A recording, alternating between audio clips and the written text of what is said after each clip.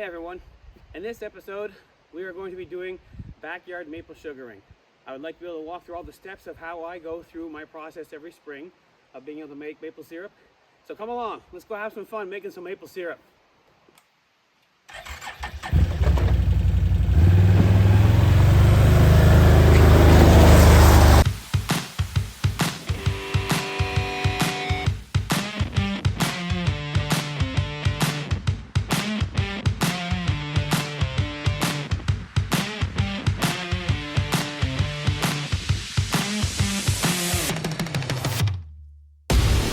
This is the process and how I put my buckets up on my maple trees.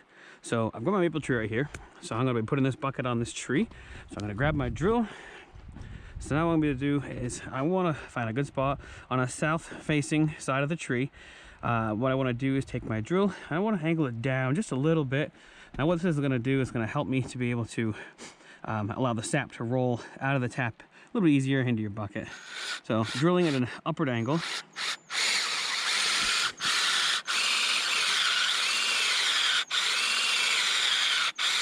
Now I've got the orange tape on here, so what I can do by that is it gives me a reference point of how far I want to be drilling the hole into the tree. So now what I'm going to do is I'm going to take my tap, my piece of wood, rubber mallet. I use this piece of wood to help hammer the tap into the tree so I don't break the tap itself with the hammer. Granted, it's a rubber mallet, but still just a little bit softer component. So take the piece of wood, hold it against the tap, give it a couple whacks with the rubber mallet. My tap is now in the tree. The hook facing down, that's what you're going to connect your bucket to. The top stays connected to the tap, which I love. So I'll grab my bucket, put it on there, top's in place, now ready to collect sap. So here we are, day one, collecting sap. It's frozen. That's the bummer part this time of year. Never fails, you always get frozen chunks and a bunch of snow fleas. But not too bad for the first bucket. The ice will melt down. Nothing running today, too cold. But check that out. Look at this. That is a thing of beauty. That is almost a full bucket.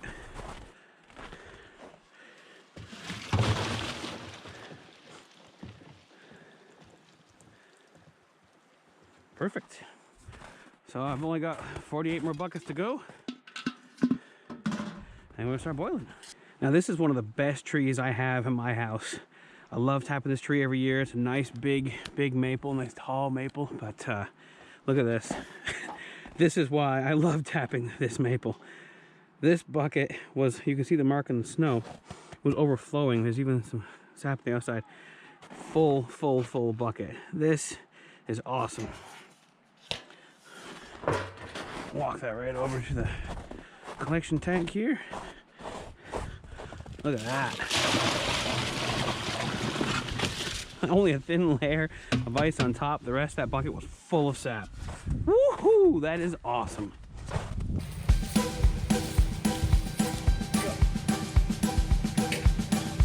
These are some of my further up buckets.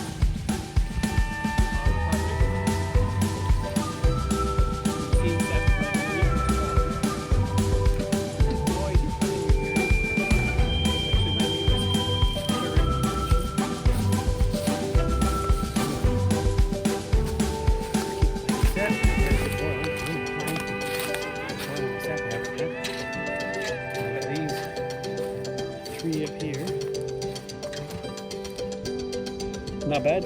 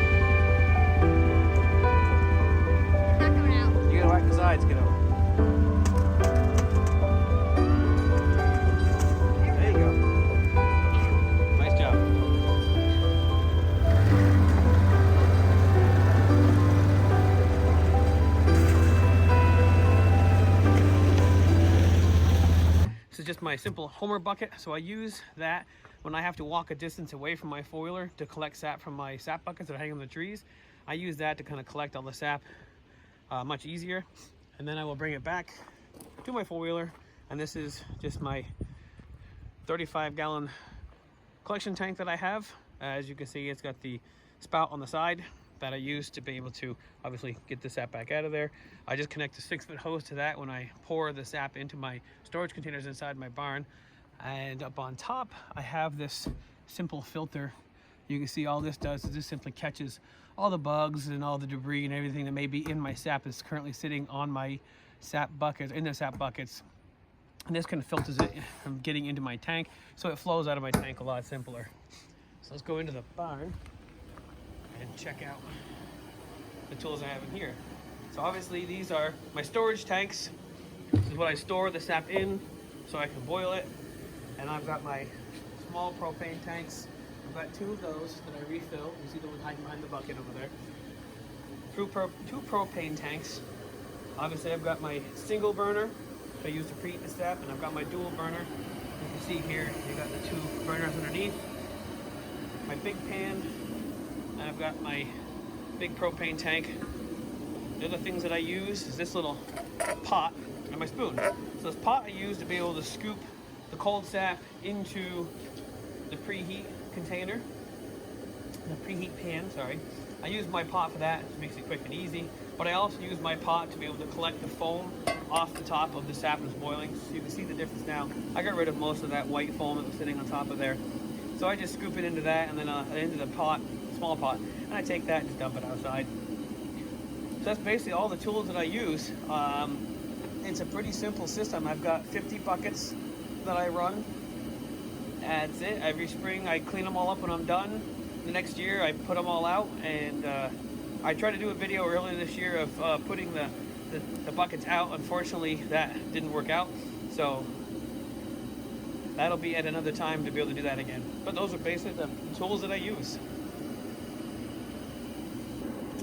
All right, so as you can see, I'm nearing the end. As you can see, these yellowish, much more condensed bubbles start building up. And like I said, when they go quick, they go quick. They combine in the center, and they start rising. And once they start rising, you've got to be Johnny on the spot to make sure that you don't have the bubbles actually come out of your pan, boil over. That's just a big mess to pick up. But as you can see how quickly these combine, now if you can watch on the edge here, you can see it. You see these condensed bubbles start rising.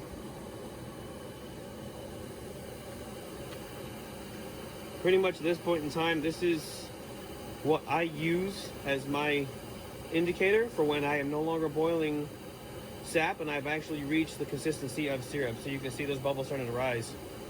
This is where I get to where, to me, it's done.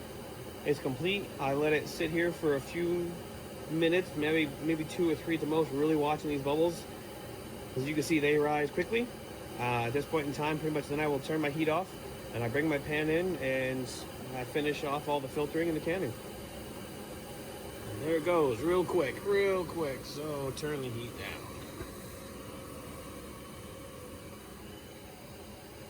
If I turn off one side, you can see all the bubbles then roll down. You can see how much those bubbles were climbing.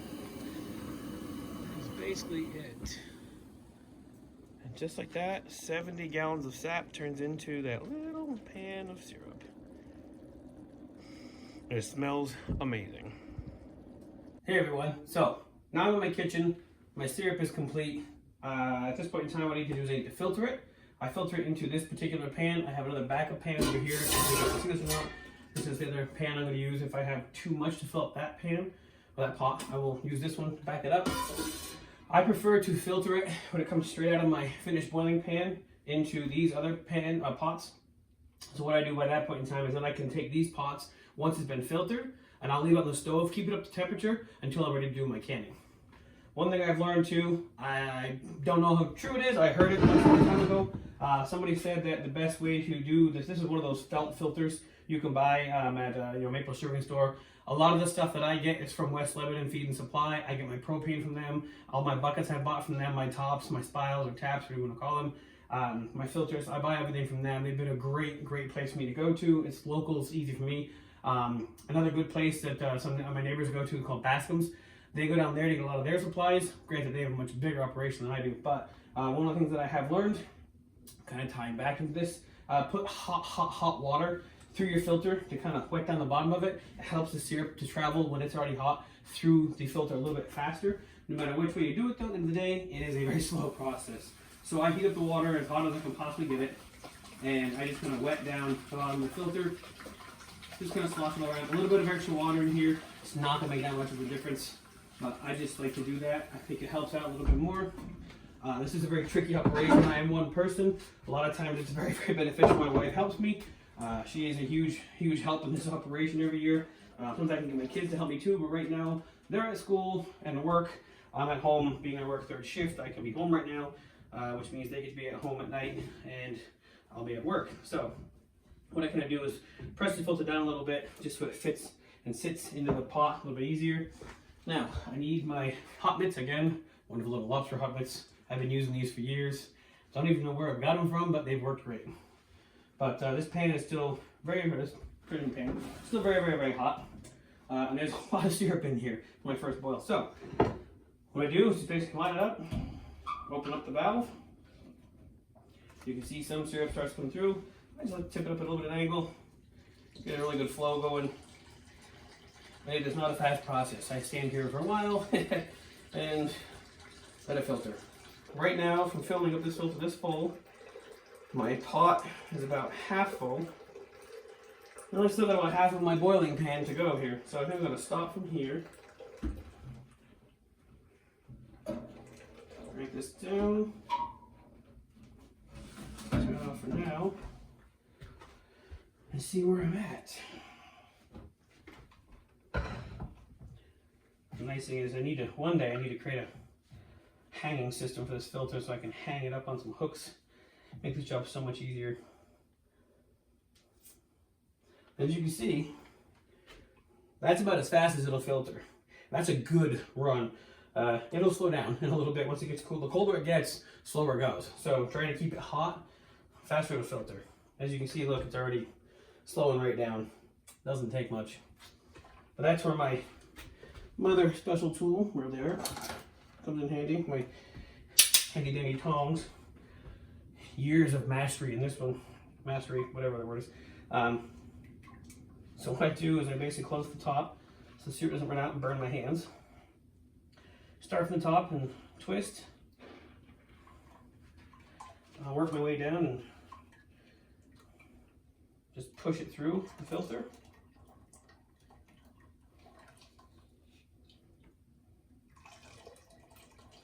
And because there's probably a bunch of sugar sands in here already, what I will do is rinse this out before I filter anymore. Otherwise it's all that sugar sands the rest of the syrup has to go through. It makes it that much harder for it to filter through it. And this pot is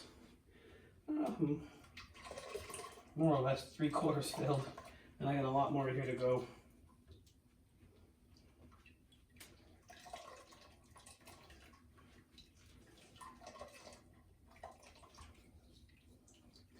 But you can also see how much syrup does get in the filter.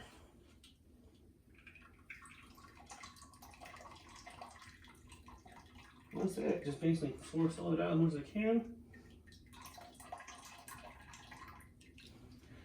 It's probably good. I'll give that a quick rinse. Here, actually, I don't know if you guys can see this or not, but here, make it easier. Oh, there's the chair. Oh. So that's how much filtered syrup I have now. This is still how much I have left in my pan. So at this point in time, once I've got all of the syrup filtered out and now I've got my pan completely clean, that's always a fun job to do. But that all set and done, taken care of. At this point in time, I get the syrup back to a rolling boil on my stove. I have to watch it and control it to make sure it doesn't boil over. But at this point in time, I'm basically ready to start canning. So I will walk you through that process real quick. So what I like to use is my big Pyrex, is my wife, sorry. Big Pyrex pouring measuring cup. It works much easier to be able to pour it into my containers. Like I said earlier too, I use mason jars. It works really well for me. Some people can buy the plastic ones. There's all kinds of different containers. This is actually one of my favorite things I like to buy every year. I buy a couple of these, the big maple leaves. It's always fun to fill these up and have these floating around. This is one of my ones from last year. Always looks really kind of cool when you have the maple syrup in there with it. So this is kind of like my storage area, and you can see I've got some additional maple syrup up here too. So anyway, at this point in time, what I like to do is I like to take boiling hot water and I put it in the bottom of my cans or my jars. Get it ready to go. And my top's ready to go. I'm sealing it. Turn my temperature down. Got some boil over on me. Get my lovely little hot mix again. Pour this into a big measuring cup, liquid measuring cup. Trying not to spill anything. So, another reason also is I try to put the boiling hot water into the bottom of the mason jars, so that way when I'm pouring the hot syrup in here, it doesn't crack the jars and then cause the glass to break. So I fill it up just underneath the lid. Point time, it's good to go. Screw the top on tight. Use the hot bit because it will be very hot. Flip it over. First one done. And that's basically my process for canning. And at this point in time, I'm going to finish up the rest of the batch.